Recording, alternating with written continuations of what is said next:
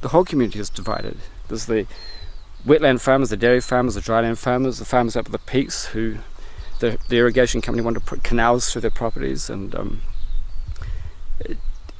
everybody, I think, is at each other's throats. We've become a society of individuals. We used to be a community here.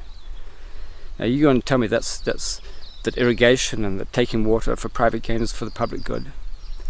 You tried to tell me that that's a good thing for us, for the country, for us, for these people, for this family. You're going to take a lot of time to convince me.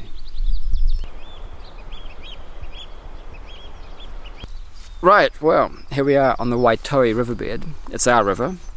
Well, it should be our river. Some people contest that these days. On a normal summer 15 years ago, we would have been washed away. But right now we're quite safe from inundation by water because there isn't any. I came here one day, there was a farmer standing right about where I am right now. He was a bit older than me, which doesn't take much.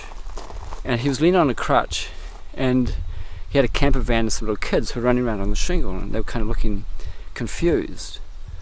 And I said, "What are you doing?" He said, "Well, what happened to the water? What's happened? We used to come here and camp.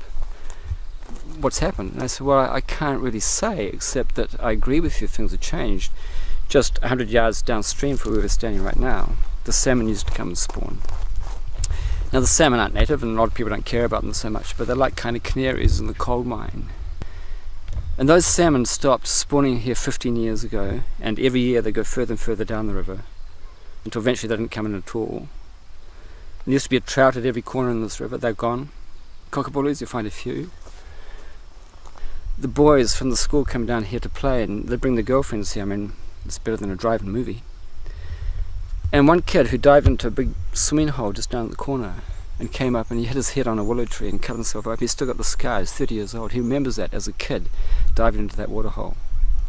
And his brother bring the placenta of his firstborn here to bury it. Can you imagine that? That's how precious this place was to them.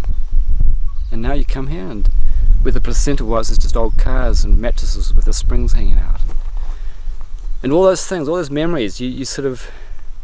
One dairy farm puts down the pumps. They don't just suck out water, they suck out all the memories and all that background to our lives. So we start again. We go somewhere else, we go down to the Huranui. And the Huranui, yes, I can still drink the water and we can take our kids and feel that they're going to be safe. But this year, for the first time in memory, 2 miles down from where we swim, we're not short from the mountains, we're not far down from the mountains. And 2 miles downstream there's a sign saying don't swim in the middle of summer, for God's sake.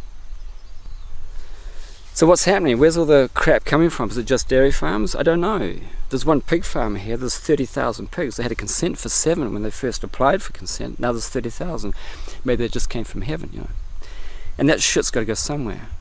I think they planted their pig farm out by river because nobody would mind. It was the middle of nowhere. But the trouble is, the middle of nowhere is where we want to be. That's where we go to recreate ourselves, the middle of nowhere.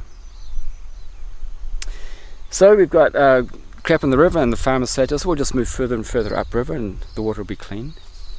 But there'll be a point when there's nowhere else to go. We've gone as far as we can.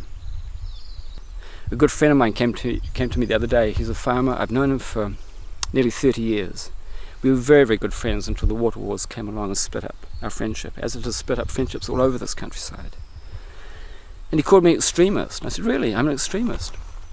That's weird. I mean, you want to take away the property that belongs to my children, her children's children. You want to take that away for your own private gain. At the same time, you're poisoning the water that she swims in and drinks.